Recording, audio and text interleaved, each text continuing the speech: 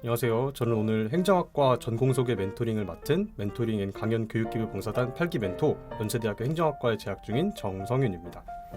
행정학과에 대한 소개를 해보려고 하는데요. 많은 분들이 제가 행정학과 멘토링을 한다고 하면 이런 질문을 던져주십니다. 행정학과는 공무원 준비하는 곳이 아닌가요? 라는 질문을 해주시는데 일단 답부터 먼저 말씀을 드리자면 꼭 그렇진 않아요. 그래서 오늘 제가 멘토링을 통해서 행정학과가 과연 어떤 공부를 하고 어떤 사람들이 여기서 자신들의 꿈을 키워가는지 그런 것들에 대한 소개를 간략하게 해드리려고 합니다. 먼저 행정학과가 뭐 하는 곳인지를 여러분께 좀 소개를 해드리고 싶은데요. 행정학과는 보시면은 크게 4가지 카테고리로 나눠서 공부를 한다고 생각하시면 될 것 같습니다. 우선 정책 같은 경우에는 우리가 요즘 코로나로 인해서 사회적 거리두기를 한다거나 아니면은 뭐 실내에서 이용할 수 있는 사람들의 수를 제한한다거나 조금 다른 분야로 넘어가서 부동산 이제 집값을 제한한다거나 뭐 집이 없는 사람들에게 집을 우선적으로 분배를 한다거나 그런 식의 이제 정책들을 기획하는 것을 통틀어서 정책 카테고리로 분류를 할 수가 있습니다. 그리고 조직 같은 경우에는 우리가 어떤 형태의 집단을 가든지 간에 조직이라는 것이 존재를 하게 되는데 쉽게 생각하시면 여러분들 학교에 학생회를 보면은 학생회장이 있고 그 밑에 부회장이 있고 각 부서에 부장들이 있고 이런 것처럼 이제 공무원 사회도 보통은 이제 부장이 있고 혹은 그 위에 팀장이 있고 부장이 있고 그 밑에 사무관들이 있고 이런 식으로 구성이 되는데 그런 조직의 구성에 대해서 배우는 것이 행정학과의 한 카테고리라고 할 수 있습니다. 인사 같은 경우에는 이제 공무원을 우리가 이제 뽑아서 적절한 위치에 배치를 해야 되는데 어떤 자리에 그 사람을 배치했을 때 이 사람이 가장 일을 잘할 수 있을지 그리고 그 사람이 어떤 일을 했을 때 그걸 어떻게 평가하고 어떤 상을 주고 어떤 벌을 줄 것인지 이런 것들을 폭넓게 배우는 것이 인사 카테고리라고 할 수 있습니다. 재무 같은 경우에는 여기 돈이 그려져 있는데 결국 국가도 세금을 걷어서 돈으로 운영되는 집단이기 때문에 우리가 세금을 어떻게 거둘 것인지 그리고 어떻게 관리하고 어떤 카테고리에 더 많은 예산을 분배할 것인지 이런 것들을 폭넓게 배우는 것이 재무 카테고리라고 할 수 있습니다. 결국 정리를 해서 말해보면은 행정이라는 거는 우리 사회의 문제들을 고민하고 우리 사회에 더 많은 사람들이 살기 좋은 세상이 되도록 그런 공부를 하는 곳이라고 할 수 있는데요. 우선은 행정학과라는 것은 전국의 모든 대학교까지는 아니어도 거의 대부분의 대학교에 행정학과가 이제 설치가 되어 있는데 그 어떤 학교를 가든지 간에 이 2가지의 과목은 거의 필수적으로 배운다고 생각하시면 될 것 같아요. 어떤 과를 가든 그 과의 개론 수업이 있는데 행정학과는 크게 2가지, 행정학개론 그리고 정책학개론 이렇게 2가지의 개론 수업이 존재합니다. 행정학개론은 진짜 말 그대로 행정학이란 무엇인가에 대해서 전반적으로 공부를 하는 학문이라고 생각하시면 될 것 같고 정책학개론이라 함은 행정 안에서도 정책, 그 정책이 어떻게 만들어지고 어떻게 집행이 되고 나중에 어떻게 평가되어야 되는지 그 일련의 과정들을 통으로 이제 몰아서 배우는 그런 과목이라고 생각하시면 될 것 같습니다. 이제 행정학과 나오면 밥을 뭘 벌어먹고 살지를 항상 저한테도 많이 물어보시는데 저희 발표의 주제가 오늘 이 영상의 주제가 아무래도 행정학과 나오면 공무원 하나요? 라는 것에서 출발했기 때문에 공무원이라는 진로를 무시할 수는 없을 것 같아요. 하지만 공무원 말고도 뭐 학계로 가서 교수나 정책연구원이 되는 선배님들도 많이 계시고 뭐 법조계로 나가시는 분들도 많이 계시고요. 뭐 금융계로 가서 펀드 매니저나 은행원이 되시는 분도 계시고 이제 심지어는 아까 대통령 수업이 있다고 했었죠. 뭐 대통령이나 국회의원 같이 선출직으로 나가시는 선배님들도 계신 걸 봐서 행정학과는 폭넓은 걸 배우기 때문에 그 진로도 폭넓다고 할 수가 있습니다.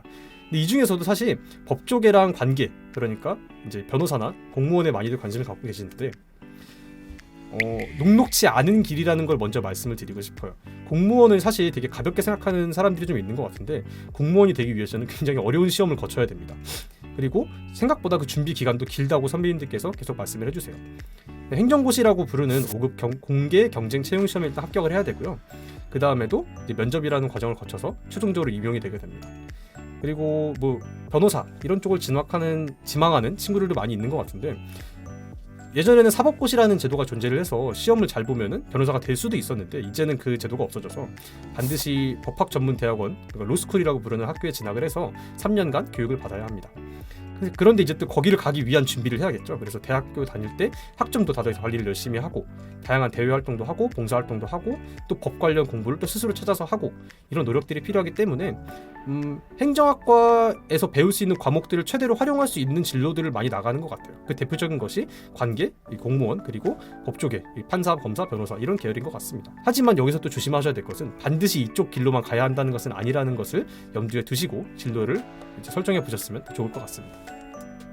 이제 Q&A를 좀 통해서 이제 제가 행정학과에 대해서 여러분이 궁금하셨던 거, 그리고 제가 또 행정학과에 대해서 추가적으로 해주고 싶은 말들을 하려고 하는데요. 이것은 이제 인터뷰를 통해서 좀 더 보충을 하도록 하고, 우선 학과에 대한 개략적인 소개는 이 정도로 마무리하도록 하겠습니다. 여러분 모두의 꿈을 응원하고 발표 들어주셔서 대단히 감사합니다. 네, 안녕하세요. 안녕하세요. 네, 지금 이제 저랑 인터뷰를 통해서 여러 가지 질문을 드릴 건데요. 연세대학교 정성윤 선배님 네. 맞으시죠? 네, 아까 이제 PPT를 통해서 학교에 대한 거는 얘기를 잘 들었어요. 그럼 이제 실제로 학교 생활이라든지 이제 학교를 가기 위해서 어떤 노력들이 있었는지 이런 것들에 대해서 질문을 좀 드려보도록 하겠습니다. 알겠습니다. 자, 일단은 연세대학교 행정학과 맞으시죠? 네, 맞습니다. 그러면 학교와 학과의 이미지는 혹시 학교를 들어가게 되면서 아니면 들어간 후에 느꼈던 이미지는 어떤 걸까요?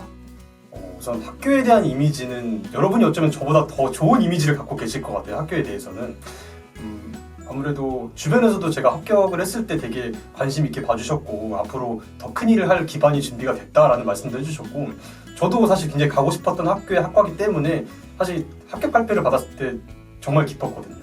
근데 그 전에 좀 많이 떨어져서 사실 붙고 나서도 좀 얼떨떨하긴 했는데 막상 붙으니까 그래도 그동안 기대했던 것들, 그리고 막상 이제 학교 수업도 들어보니까 그동안 뭔가 바래온 보람이 있구나라는 생각도 드는 것 같아요.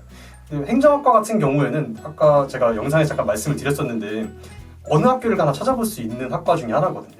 하지만 연세대학교 행정학과라고 했을 때 저희 학과 학생들이 약간 자부심을 갖고 있는 부분 중에 하나는 명실공히 대한민국 최고의 행정학과라는 것. 저희 위에는 그 누구도 있지 않습니다. 저희가 탑이에요 그냥. 그래서 물론 어떤 분들은 저 K대 행정학과가 더 낫다라고 말씀하시는 분도 계시지만은 그건 개인적인 수준에서 차이가 있을 수 있다고 생각해요. 하지만 저는 적어도 연세대 행정학과가 우리나라 최고의 행정학과라고 생각하기 때문에 그런 자부심을 갖고 또 더 열심히 공부하고 있는 것 같습니다. 아, 네.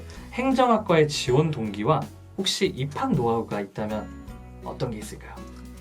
지원 동기 같은 경우는 전 사실 행정학과라는 학과를 고등학교 2학년 될 때까지 알지를 못했어요. 그냥 막연하게 저는 정치인의 꿈을 갖고 있기도 해서 정치하려면 정치외교학과 가야지라는 생각밖에 없었는데, 이렇게 전공 멘토링을 한번 제가 학교에서 프로그램에 참여한 적이 있는데 그때 오셨던 멘토분이 또 연세대학교 행정학과 4학년 선배님이셨어요. 그 당시에. 근데 그분이 행정학을 행복하고 정의로운 사회를 만드는 학문이라고 딱 정의를 해주시고 되게 실무적으로 많이 배운다. 그리고 정치외교학과의 차이점을 설명을 해주셨는데, 정치외교는 아무래도 좀 개괄적이고 사상적인 걸 많이 배운다면 행정은 실제 현장에서 적용할 수 있는 정책, 그리고 조금 더 이제 재정적으로 어떻게 국가가 굴러가야 되는지 그런 이제 세부적인 사항들을 배운다는 것을 그때 알게 돼서 내가 가야 할 길은 정치외교가 아니라 행정이구나 라는 생각을 딱 그때 하고 진로를 그쪽으로 잡은 것 같습니다.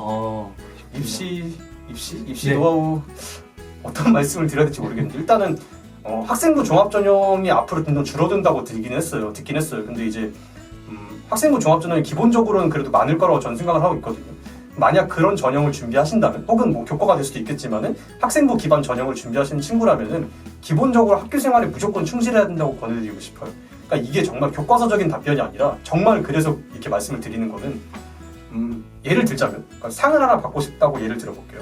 그런데 대회를 한 번 나가서 한 번 상을 받는 거랑 10번 나가서 5개를 받아서 그 중에 괜찮은 상 하나를 고르는 거랑 느낌이 다르다고 생각하거든요. 그리고 이제 사실상 학교에 프로그램이 되게 없는 학교도 있고 많은 학교도 있는데 자기한테 주어진 환경에서 최선을 다했다는 것을 증명하라는 게 학생부 종합이라고 생각해요, 저는. 그래서 우리 학교는 대회가 없으니까 나는 공부나 해야지 하고 이제 무조건 시험 공부만 하신다거나, 혹은 대회가 너무 많아서 어차피 다 못 나가니까 그냥 하나만 나가야지 라는 생각보다는 본인이 관심 있는 분야가 있거나 조금이라도 이거 한번 도전해볼 만하다라고 싶은 그런 대회나 프로젝트가 있다면은 주저하지 마시고, 그리고 사실 실패해도 되는 게 고등학생이거든요. 물론 대학생도 엄청난 실패를 하고 교수님들도 실패해라 라고 말씀하시는 경우도 있는데, 실패를 통해서 배운 것도 많기 때문에 학교 생활에 무조건 충실하라고 먼저 권해드리고 싶어요.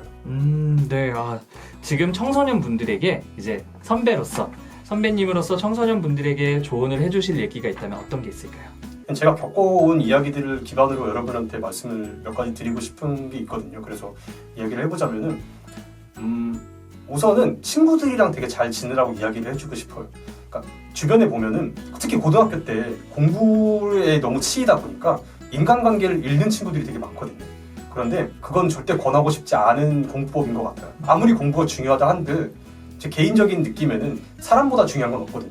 뭐 공부는 언제든 다시 할 수도 있고 뭐 좀 외람된 이야기이긴 하지만은 뭐 한번 실패하면 다시 도전할 수 있는 길도 열려 있고 그렇긴 한데 사람이라는 건 한 번 잃었을 때 다시 돌아오지 않는 것 같아요. 그래서 친구들과 좋은 교우 관계를 유지하라는 얘기를 꼭 해주고 싶고 당장 주변에 있는 친구들에게 잘해야겠죠 일단. 그리고 이제 물론 잘 보이라고 막 애쓰라는 이야기는 아니고 친구들이랑 이제 일상을 같이 공유하고 또 이렇게 또 언택트 시대, 비대면 시대니까 이럴 때일수록 친구들과 소원해지지 않도록 더 이제 많은 이야기를 나누는 것도 권해주고 싶고요. 또 학업적인 측면 아마 많이 궁금하실 것 같아요. 또 이제 학교 아까 말씀하시는 걸 보니까 학교를 목표를 일단은 여러분 너무 낮게 잡지 않으셨으면 좋겠어요. 특히 고3 친구들 지금 본인이 갖고 있는 일련의 스펙이라고 하죠. 내신도 그렇고 학생부도 그렇고 그런 걸 보면서 자꾸 본인을 깎아내리는 친구들이 있어요. 뭐 나는 A 대학 수준밖에 못 갈 거야 라는 이야기를 한 친구들이 많아지는데 그러지 말라고 권해주고 싶어요. 물론 현실과 이상은 다르죠. 근데 이상부터 낮게 잡는 순간 현실은 더 나빠진다고 저는 생각하기 때문에 뭐 아주 비현실적으로 잡으라는 이야기는 아니고 다만 스스로한테 좀 자신감을 갖고 스스로를 응원해줘야 된다고 생각해요. 스스로는 스스로만 응원할 수 있다고 생각하거든요. 저 같은 경우에는 저를 응원을 너무 못해줬던 것 같아요. 그래서 지금도 좀 안타깝고 좀 저한테 미안한 게 겸손이라는 미명 아래 스스로를 너무 깎아내렸던 건 아닌가 싶은 생각도 조금 들어서 제 다음에 이런 입시를 경험하는 후배들에게 꼭 해주고 싶었던 이야기는 스스로에게 좀 더 관대해지라는 이야기를 해주고 싶어요. 그렇다고 해서 너무 나태해지면 안 되겠죠. 네, 오늘 너무나도 좋은 말씀 감사합니다. 감사합니다. 파이팅!